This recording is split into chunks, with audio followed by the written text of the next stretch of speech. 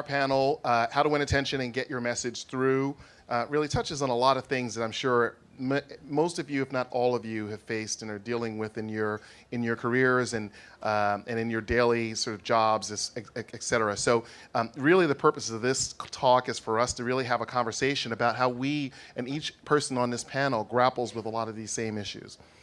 So I've got a few questions here, just a couple of program notes. As you know, those of you who've attended other sessions know there won't be any questions and answers coming from the audience in this session, but we do have a breakout immediately following this panel where you'll be able to ask questions from each one of us on this panel. So please join us after this, immediately following to the breakout session, if you have any questions or follow-ups or just really want to challenge me on something I said that was completely wrong and inaccurate, right? Which is probably going to happen a couple times during the session. And then, the first question I'll ask, and I'll pose this to Andrada. What would you say is the biggest risk to reputation in today's socially connected world? Yeah, so I guess you just said it yourself, right? Is this idea of like not recognizing that we are not on our own, that we are part of like an ecosystem, and that means that we have employees who are active on social media, and we have media and analysts. So basically a crisis can start from everywhere. So this idea of like really not recognizing that you're part of like a bigger ecosystem and not listening properly to that ecosystem, I think that's the biggest threat. Yeah, I also wanted to add that we are going through an incredible transformation. So not only in terms of communication, but also in terms of society. After the financial crisis, and also thanks to technology, which is playing a big part in this, trust is shifting. So we used to live in a world where there was institutional trust. So people looked at institutions, at big corporations and brands for trust. And now they choose to give their trust to people. So organizations have to recognize how important it is as well to have people working for them as brand and advocates.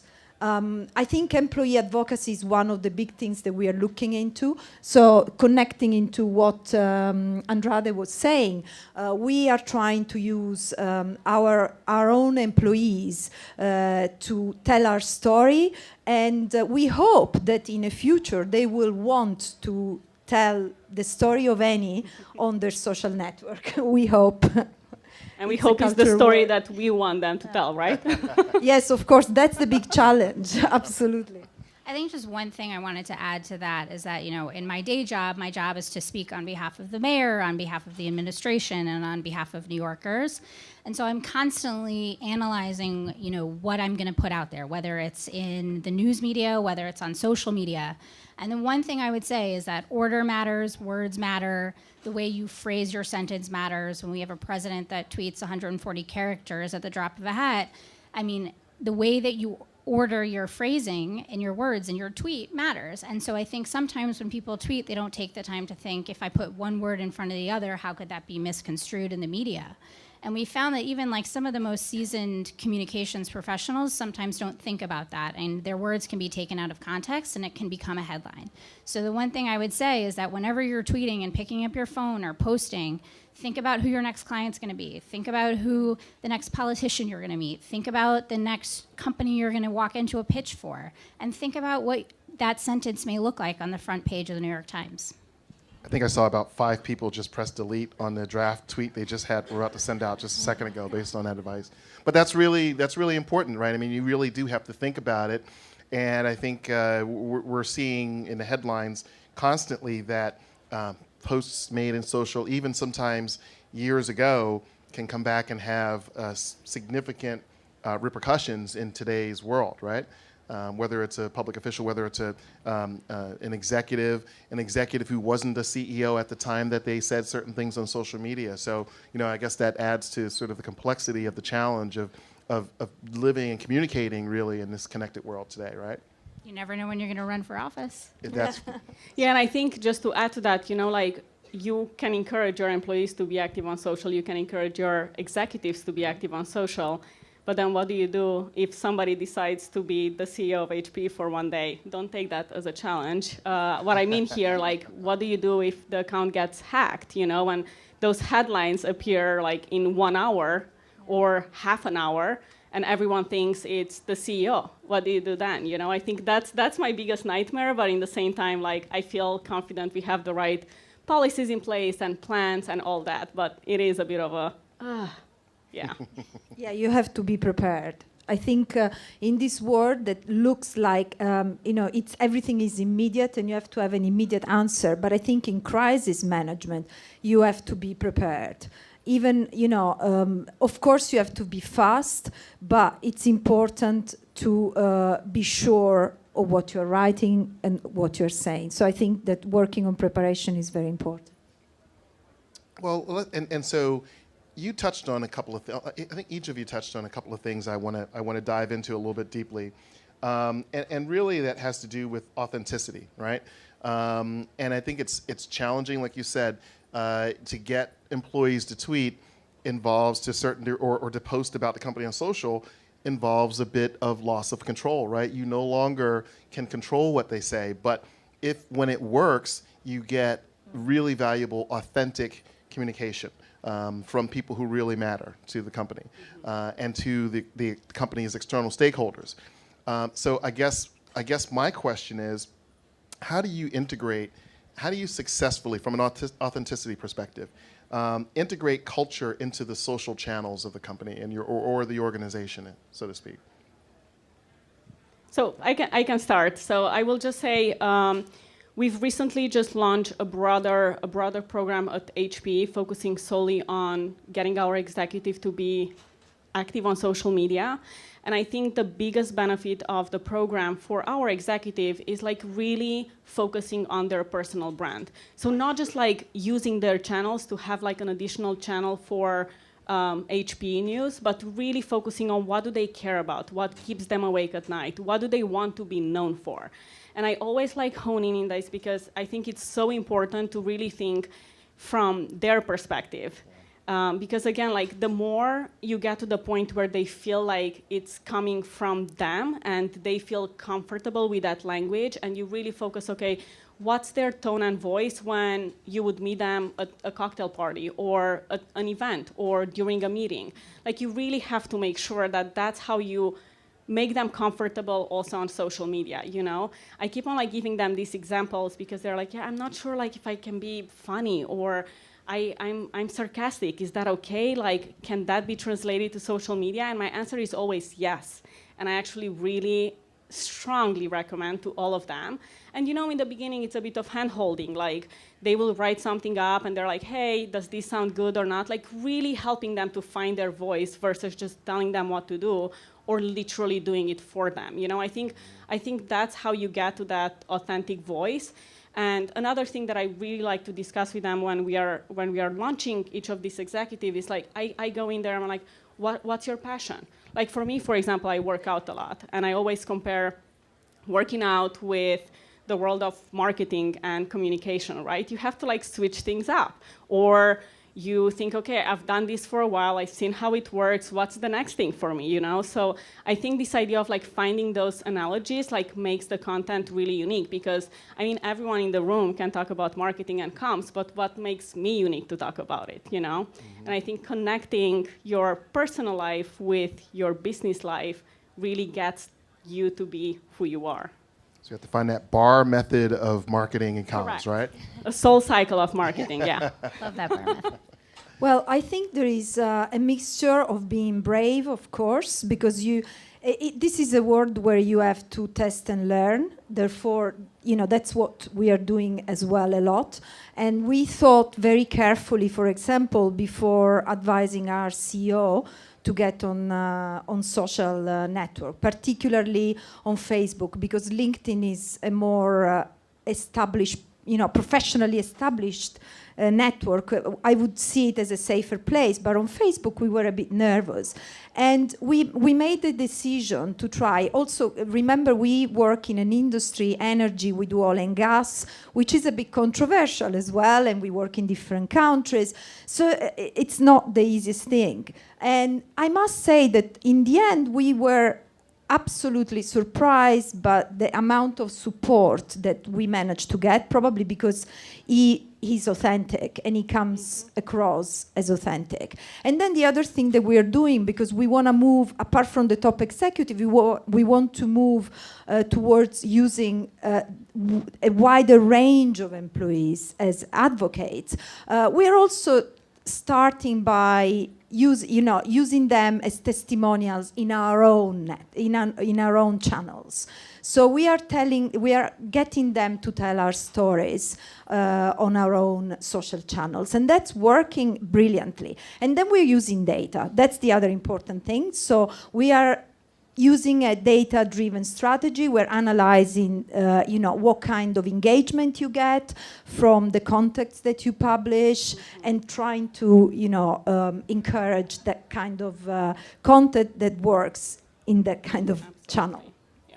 I think for government, New York City is a melting pot of cultures. So we have so many different types of New Yorkers that speak many different languages. And so it's very important for us on our social channels that we put out information that's publicly available, and New Yorkers' right to access certain information and certain services in different languages. So you'll see us constantly tweeting out things in Spanish anytime the mayor goes to a parade or an event that is for whether it's the Greek Day Parade or the Irish Day Parade, we'll be putting out social content to make sure that he's connecting with New Yorkers, and he likes to be out there. And I think it's important, whether New Yorkers can attend the event or not, that they see the mayor of New York City engaging with New Yorkers, especially on social. And we're also using that to listen to the community. We want to know what certain communities are talking about. We're constantly listening. We're watching conversations. We're using those conversations to figure out whether we need to change our policies. And so on the government side, I think the way that we work with certain cultures and integrate culture into our strategy is to not only share information, but we're also gathering information. That's one of the major differences that I've kind of seen on the government side coming from the private sector into government, is that we're constantly listening, we're constantly learning, we want to reach out to New Yorkers, and we want to make sure that they can reach out to us. That's great. Protecting reputation in this age of social media is increasingly challenging. You can spend years building up a reputation for a company, for a public official, et cetera, and then in seconds it comes crashing down. What are some of the things that each of your organizations is doing to protect reputation? And I'll start with you this time, Jacqueline. What are the ways that we're protecting reputation? I think it's always important to have a crisis plan in place. Anytime we're putting out a policy, we're trying to make sure that we understand what the reaction may be amongst certain groups, communities, and New Yorkers. And I think that, as we're constantly putting out information, we want to make sure that we're protecting our channels and to make sure that, people know that the information that we're putting out is correct. And so we're constantly correcting the record there to make sure that anything we're putting out that could be misinformation is corrected. I spent my morning pushing back on certain stories, which is why I was running late to this panel, to make sure that the stories that we're running in the news media were actually factually correct. And so I think as communications professionals, we need to make sure that our brands and our organizations and government, that New Yorkers and everyone across the world is getting the right information. So being able to protect your brand's reputation or the government's reputation is a huge part of that, being able to put out the correct information in a very timely and efficient manner. I think it's a variable recipe with always the same ingredients, really, which are authenticity, being prepared, which, as everybody said, is very important, and also being creative. Actually, we had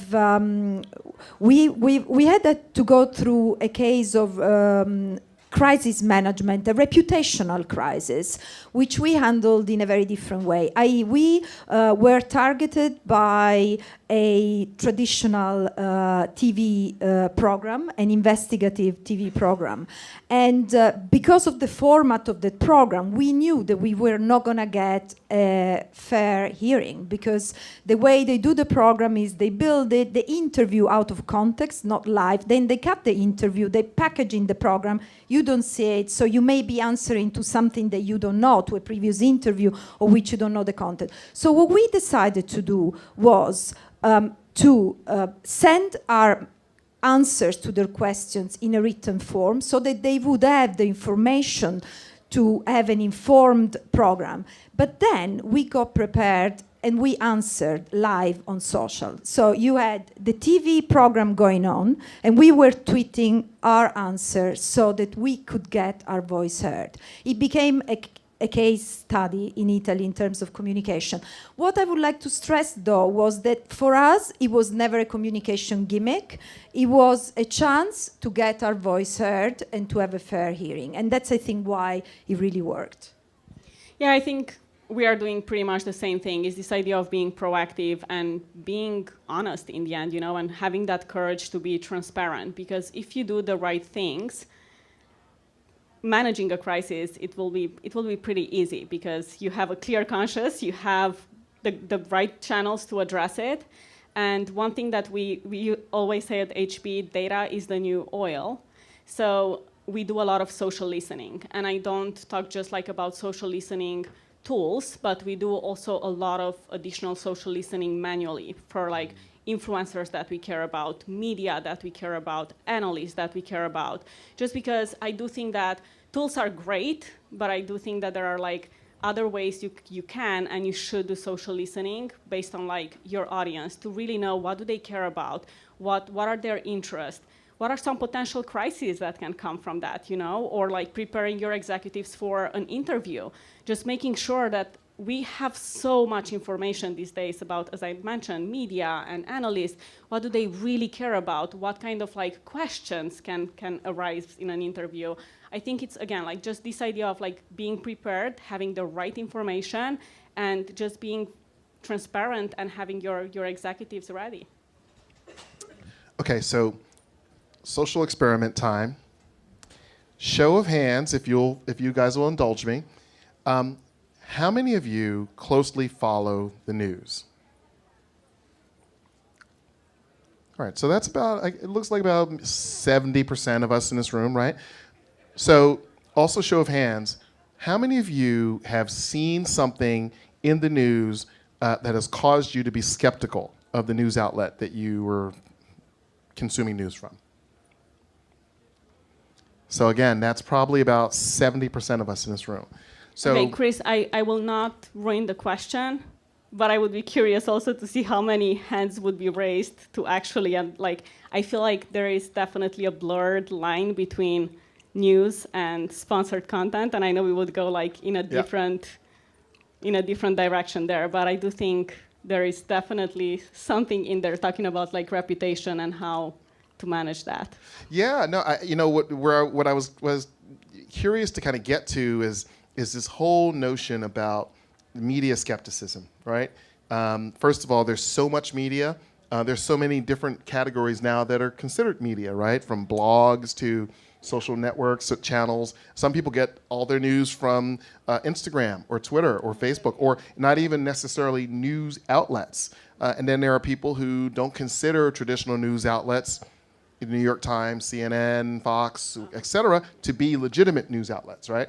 And get their news elsewhere. So, the whole notion of media skepticism and starting from a place of commonly shared facts is a bit challenged today, certainly by the show of hands from those of you who lifted your hands.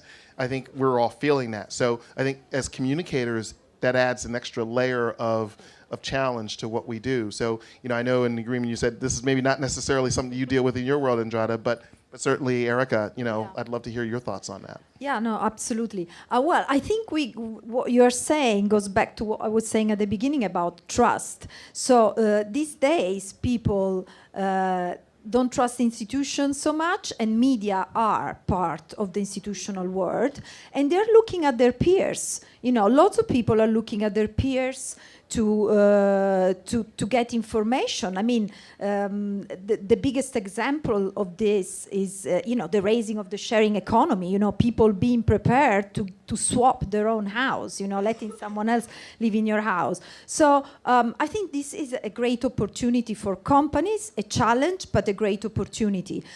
We have an opportunity to take responsibility and to fill that space. So we are trying to do that by disintermediating, of course, but you have to do it creating a network where you have people, stakeholders, because in our case, you know, we are interested to our more relevant stakeholders that are happy to engage with you and that trust you. And so that's where we are trying to be authentic, truthful, and to create relevant content that is distributed in the places where people want to hear it.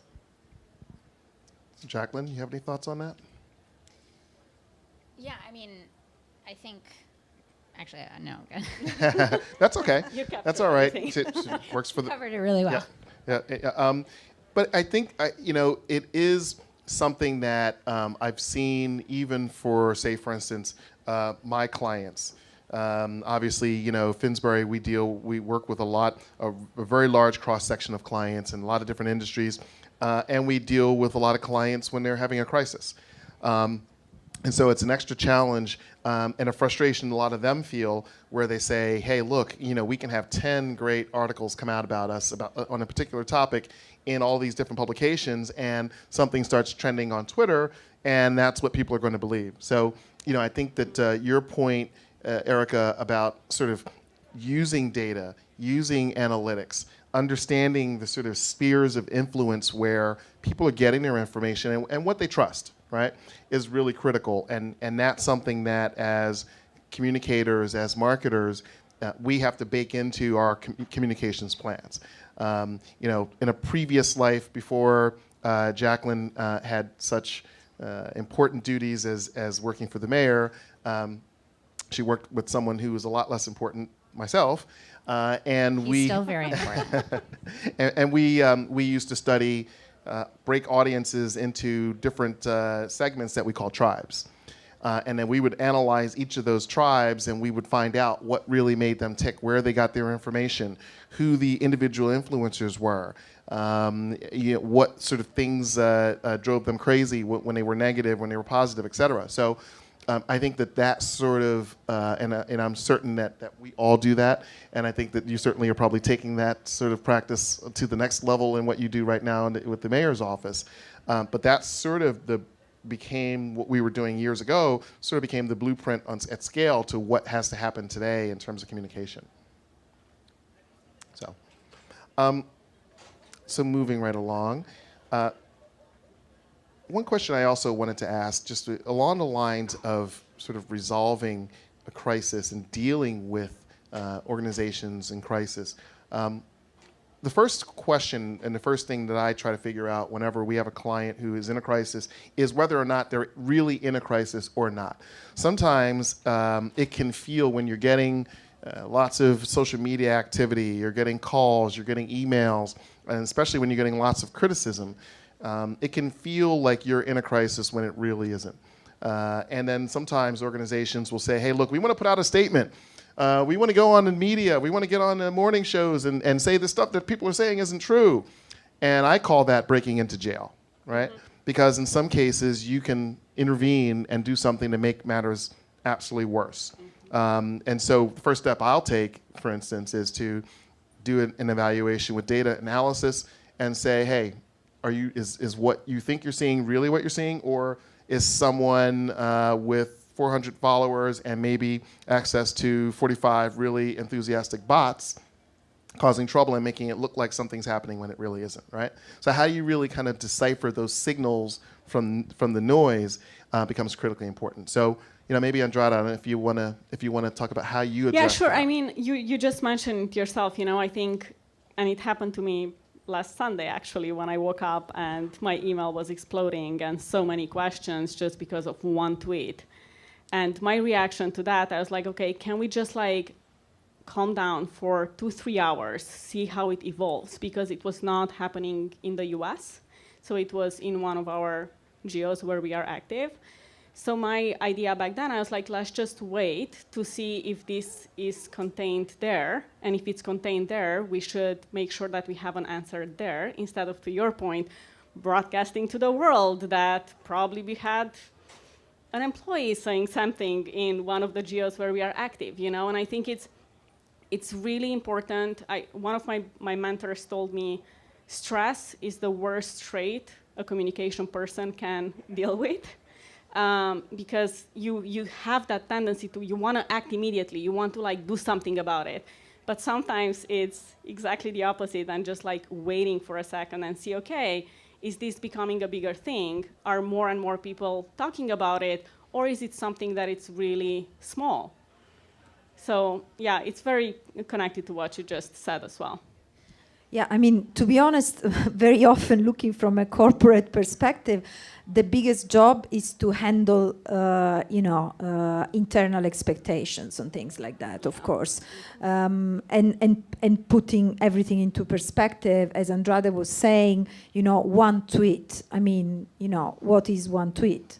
How many followers does that person have? And also, even if that person has got millions of followers, are they engaging? Because, you could look at a tweet and say, well, you know what, who cares? I don't care, it's not relevant, or I don't believe it. So there are a number of things that you have to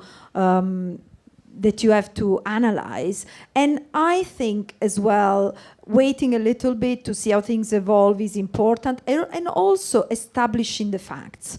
Because when you want to answer, you want to have your facts very clear in your mind so that you can be truthful, authentic, and reliable. Yeah, and one thing that I will add there, I think also just by waiting out a bit, you might be surprised that actually social media will also offer the answer. What happened to me in the past as well, before we actually had a chance to respond to somebody, there was maybe a journalist being like, hey, that's actually not true. Like, I know that based on this. And somebody just like protect you without like having the intention to protect you, but it's just there to control the facts for you.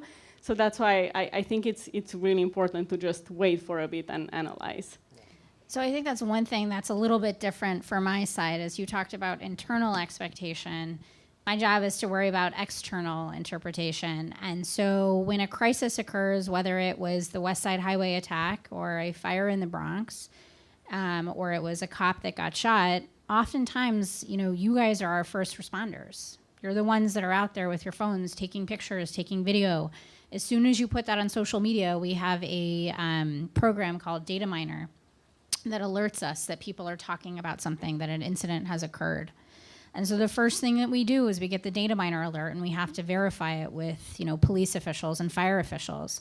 Did we send enough cars? Did we send enough cops? Did we send the right amount of firefighters out there? Should we be sending more? Should the mayor go? Is everyone okay? How many are confirmed alive? How many confirmed are dead? And so I think when a crisis happens on the government side, it's important for us to analyze what we've seen on social media and make sure that, one, we're properly servicing the area. We need to make sure that we have the proper officials that are out there handling the situation. First and foremost, the safety of New Yorkers. There's a pitch. And two, I think the other part of it is to make sure that the facts are correct. I mean, Chris could tweet and say, I just saw, noticed a car ran into pedestrians on the West Side Highway. Was it a U-Haul? Was it a FedEx truck? How many people did it hit? If he said that there were 2 that were dead, but it was really 5, it's our job to make sure that you guys have the right information. We need to make sure that what we are seeing people tweet is corrected. So the first thing that we do is we say that a situation has occurred. The mayor's been briefed. The mayor is either going or he's not going.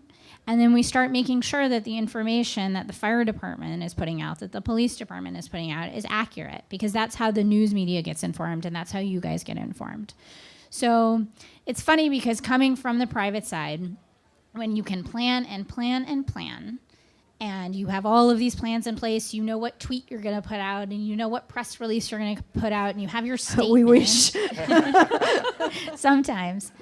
When things happen like this in the moment, I take a piece of paper, I get my facts when I'm on site, and I write who, what, where, when, why. What are the basic facts? What are the facts that the mayor has to say? Does he have to say that this is a terrorist attack? Does he have to tell people this is not a terrorist attack? Is it isolated? Is it how many people are injured? Are people going to be okay? Have we informed the family? So sometimes it is going back to basics and making sure that people have the right information and starting from there. As the situation starts to unfold and new facts start to come out, we'll obviously put out more information. But I think for us in a crisis, the first thing to do is to correct the record and to make sure that New Yorkers have the right information. I think that's very interesting to look at the other perspective because, she's coming from a perspective of government and public service. I'm coming from a corporate perspective where sometimes, you have, for example, a group of haters, we do have that. There is one region in Italy where there is a group of people that just hate us. I mean, we are never going to convince them that we are nice, good, and valuable people. And at that point, what do?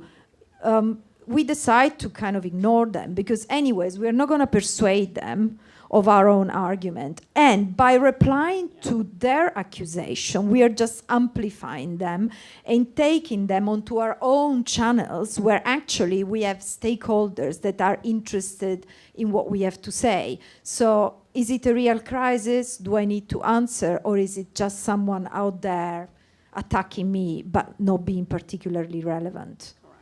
That's interesting. So that brings up another thought that I had, and I think a couple of you guys have touched on it, is how to deal with critics, right?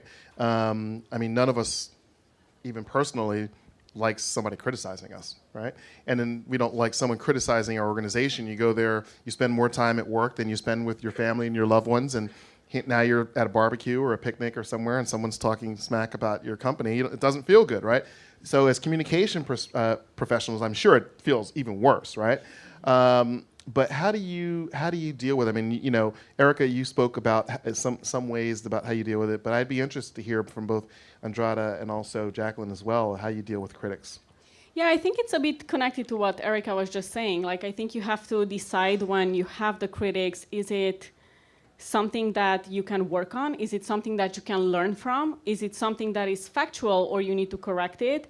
And then based on that assessment, you decide what to do. Because if there is somebody that just hates you for the sake of hating you, there is not so much you can do. And the question is is it really worth to invest my energy and time there if there is literally nothing I can do? Or do I spend more time on really learning from somebody giving feedback? And I will call it it might feel negative, but sometimes you get your biggest lesson from people who criticize you, you sort of if you're open to it, you can learn a lot. Yeah. Jacqueline? I think for us, sometimes if we put out certain of the, some city policies out on social media, whether it's an environmental policy or a social services policy, people are going to react. They're going to be for the policy, they're going to be against the policy. And I think it's important for us as the government to be listeners. It's important to respond. It helps inform our policy, how to grow our policy, to change it, to pivot. And so, we do engage sometimes. We will constantly look and assess whether a tweet should be responded to, whether someone has an issue that requires immediate assistance. We want to be responsive. I think on the other hand, if you do have some critics, I'm on social, there are people that don't like what the mayor has said, and they're, internet social media trolls, as we say, and sometimes it's not worth engaging. But for the people that have legitimate concerns, I think it's really important to engage. People expect their government officials to respond.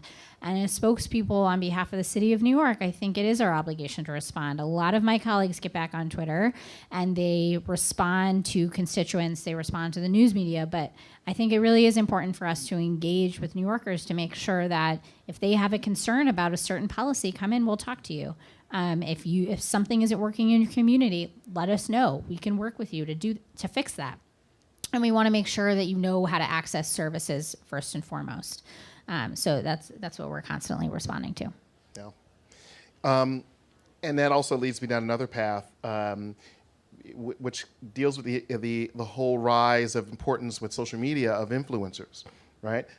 You talked about taking a beat sometimes, and before you had a chance to respond or go through official channels, a reporter had already made a response and beat back some criticism or a talking point or a narrative that had been out there about your company and a certain issue, what have you.